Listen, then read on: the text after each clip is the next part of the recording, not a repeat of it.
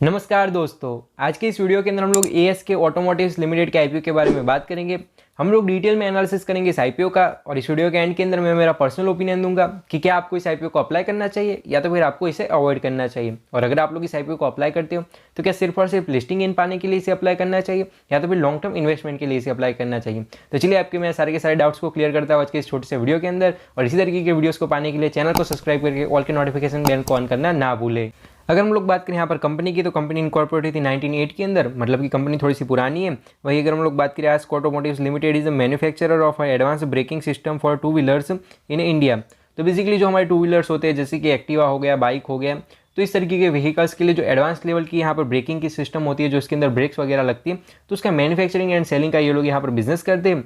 और इनके पास में यहाँ पर इंडिया के अंदर मोर देन 50% का मार्केट शेयर है। तो ये भी एक अच्छी चीज़ हमें देखने को मिल रही है। अगर मैं बात करूँ यहाँ पर आईपीओ के इंपॉर्टेंट डेट्स और डिटेल की, तो आज 7 नवंबर के दिन ये आईपीओ ओपन हुआ है, वहीं 9 नवंबर के दिन ये आईपीओ यहाँ पर क्लोज होगा। अगर मैं बात करूँ प्राइस बैंड की, तो 268 रुपीज़ से लेकर 282 रुपीज़ पर शेयर का प्राइस बैंड रहेगा। रिटेल कैटेगरी के अंदर जनरली आपको कट ऑफ प्राइस सिलेक्ट करने का रहता है। वही जो एचएनआई कैटेगरी है उसके अंदर आपको जो टॉप वाला प्राइस होता है वही सिलेक्ट करने का रहता है। वहीं अगर मैं बात करूँ लॉट साइज की, तो 53 शेयर्स का यहाँ पर एक लॉट रहेगा। वहीं अगर मैं बात करूँ टोटल इशू की, तो 834 करोड़ का टोटल इशू है। और जितना का जितना इशू है वो सारा का सारा यहाँ पर ऑफर फॉर सेल है। तो हमारे लिए एक नोटिस करने वाला पॉइंट यहाँ पर हो जाता है। काफ़ी सारे लोगों का ये कन्फ्यूजन था कि भाई यहाँ पर वेबसाइट के अंदर यहाँ पर फ्रेश इशू लिखा हुआ है, लेकिन एक्चुअली में दोस्तों यहाँ पर कोई भी फ्रेश इशू नहीं है। जितना का जितना इशू है वो सारा का सारा यहाँ पर ऑफर फॉर सेल है। तो ये बात आप लोग ध्यान में रखना। अगर मैं बात करूँ यहाँ पर कैटेगरी वाइज लॉट साइज की और इन्वेस्टमेंट अमाउंट की, तो रिटेल कैटेगरी के अंदर आप लोग मिनिमम एक लॉट के लिए अप्लाई कर सकते हो, जहाँ पर जो आपकी इन्वेस्टमेंट है वो 14,946 रुपीज़ की हो जाएगी। वहीं एचएनआई कैटेगरी के अंदर आपको एचएनआई की स्मॉल कैटेगरी के अंदर आपको मिनिमम 14 लॉट्स के लिए अप्लाई करना पड़ेगा, जहाँ पर जो आपकी इन्वेस्टमेंट है वो यहाँ पर 2,09,000 रुपीज़ की हो जाएगी। वहीं एचएनआई की बिग कैटेगरी के अंदर मिनिमम आपको 67 लॉट्स के लिए अप्लाई करना पड़ेगा, जहाँ पर जो आपकी इन्वेस्टमेंट है वो यहाँ पर 10 लाख रुपीज़ की हो जाएगी। और किसी भी कैटेगरी के अंदर अगर आईपीओ ओवर सब्सक्राइब होता है, तो किसी भी कैटेगरी के अंदर जो उसका मिनिमम लॉट साइज है उसके अलावा एक्स्ट्रा लॉट्स के लिए अप्लाई करने का यहाँ पर कोई भी मतलब नहीं बनता।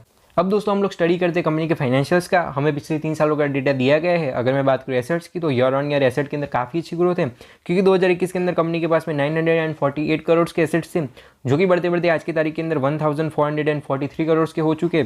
तो ये हमें अच्छी चीज़ देखने को मिल रही है। वहीं अगर मैं बात करूँ रेवेन्यू की, तो ईयर ऑन ईयर रेवेन्यू के अंदर काफ़ी अच्छी ग्रोथ है। वहीं अगर मैं बात करूँ प्रॉफिट आफ्टर टैक्स की, तो 2021 के अंदर 106 करोड़ का कंपनी का प्रॉफिट आफ्टर टैक्स था, जो कि 2022 के अंदर घटकर 82 करोड़ का हो गया। फिर 2023 के अंदर वो बढ़कर 122 करोड़ का हो गया।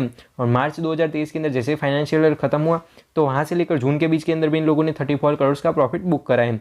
तो कंपनी की प्रॉफिट ग्रोथ कोई उतनी खास नहीं है, कोई एक्सपोनेंशियल ग्रोथ नहीं है। और हम लोग इनके पास से कोई ऐसे मल्टी बैगर रिटर्न्स की एक्सपेक्टेशन नहीं रख सकते, बिकॉज इन लोगों ने पास्ट के अंदर कोई ऐसी बम्पर प्रॉफिट ग्रोथ हमें नहीं दी है। अगर मैं बात करूँ इनके नेटवर्क की, तो ईयर ऑन ईयर नेटवर्क के अंदर और रिजर्व्स और सरप्लस के अंदर में अच्छी ग्रोथ देखने को मिल रही है। वहीं अगर मैं बात करूँ बोरोइंग की, तो 2021 के अंदर कंपनी की बोरोइंग 54 करोड़ की थी, जो कि बढ़ते बढ़ते आज की तारीख के अंदर 268 करोड़ की हो चुकी है। तो नो डाउट कंपनी की बोरोइंग यहाँ पर कंटिन्यूसली बढ़ रही है। तो ये भी हमारे लिए एक नोटिस करने वाला पॉइंट यहाँ पर हो जाता है। अगर हम लोग बात करें यहाँ पर की परफॉर्मेंस इंडिकेटर की या तो फिर की मैट्रिक्स की, तो इस आईपीओ के अंदर कंपनी का पी रेशियो जो है वो 45 का है। वहीं यहाँ पर कंपनी की मार्केट कैप जो है वो 5,559 करोड़ के साथ में ये एक स्मॉल कैप कंपनी है। और अगर हम लोग बात करें डेट टू इक्विटी रेशियो की, तो 0.49 का इन लोगों का डेट टू इक्विटी रेशियो, मतलब कि कंपनी के ऊपर जो डेट है वो उसकी वैल्यूएशन के हिसाब से और कंपेरेटिवली कम है, तो कोई ज़्यादा दिक्कत वाली बात यहाँ पर नहीं है। और इन लोगों की जो अर्निंग पर शेयर है वो 6 रुपीज़ एंड 18 पैसे की है।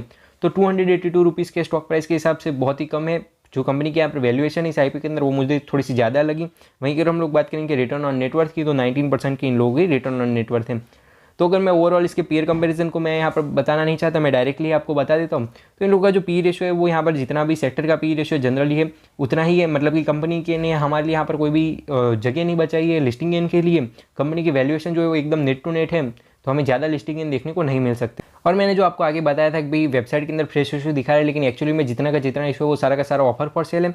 तो यहाँ पर क्लियर हो जाता है, क्योंकि यहाँ पर जो ऑब्जेक्ट्स ऑफ द इशू है उसके अंदर इन लोगों ने क्लियरली लिखा है कि भाई इस आईपीओ के जरिए जितना भी पैसा रेज किया जाएगा उसमें से एक भी रुपया जो है वो कंपनी के काम के अंदर नहीं लगने वाला है, बल्कि सारा का सारा पैसा प्रमोटर के पास में जाएगा जो लोग अपना स्टेक बेच रहे हैं। तो ये बात क्लियर हो जाती है कि भाई जितना का जितना इशू है वो सारा का सारा यहाँ पर ऑफर फॉर सेल है। तो हमारे लिए वो भी एक नोटिस करने वाला पॉइंट यहाँ पर हो जाता है। तो हम लोगों ने यहाँ पर डिटेल में एनालिसिस करा एएसके ऑटोमोटिव्स लिमिटेड के आईपीओ का। अगर मैं बात करूँ मेरे पर्सनल ओपिनियन की, पर्सनली मुझे कंपनी कुछ उतनी खास नहीं लगी, बिकॉज ये लोग जिस सेक्टर में से आते हैं उसके अंदर जितना एवरेज पी है कंपनियों का इतना ही इनका पी है। तो हमारे लिए यहाँ पर लिस्टिंग के लिए कुछ खास जगह नहीं बचती। और अगर आखिरी दिन पर अच्छा खासा जीएमपी और सस्टेनेबल डेटा आता है और अगर आपको मोर देन 50% या मोर देन 30%, मोर देन 20% इस तरीके के अच्छे अच्छे लिस्टिंग इन आपको देखने को मिल रहे हैं, तो आप लोग लिस्टिंग इन के बारे में सोच सकते हो। और अगर बात की जाए लॉन्ग टर्म इन्वेस्टमेंट की, तो मैं तो इस तरीके की कंपनी से हो सके तब तक दूर ही रहूँगा, बिकॉज ये लोग अपनी कंपनी को लिस्ट कराने के लिए सारा का सारा ऑफर फॉर सेल लेकर आ गए, और वो भी कोई बड़ा प्रॉब्लमेटिक चीज़ नहीं है। लेकिन ये लोग जिस सेक्टर में से आते हैं, जो ऑटो पार्ट्स मैन्युफैक्चरिंग का सेक्टर है, उसके अंदर यूनोमिंदा जैसी अच्छी अच्छी कंपनियां भी हैं जो लोग यहाँ पर इलेक्ट्रिक व्हीकल्स के अंदर काम कर रही है। और इस बात के अंदर कोई दोहराई नहीं है कि फ्यूचर जो है वो इलेक्ट्रिक व्हीकल्स का है। लोग चाहे कुछ भी कह ले, लेकिन जो यहाँ पर पेट्रोल, डीजल और सीएनजी बेस्ड व्हीकल्स हैं वो पूरी तरीके से रिप्लेस हो जाएंगे इलेक्ट्रिक व्हीकल्स के साथ में आने वाले 20 से 25 सालों के अंदर। तो यहाँ पर इस तरीके की कंपनियों के अंदर लॉन्ग टर्म के लिए तो मेरा कोई भी व्यू नहीं है। आपका इसके बारे में क्या कहना है कमेंट सेक्शन के अंदर जरूर से बताना, और इसी तरीके के वीडियोस के लिए चैनल को सब्सक्राइब करके ऑल के नोटिफिकेशन बेल ऑन करना ना भूलें। मैं मिलता हूं आपको ऐसे वीडियोस के साथ, तब तक के लिए बाय बाय।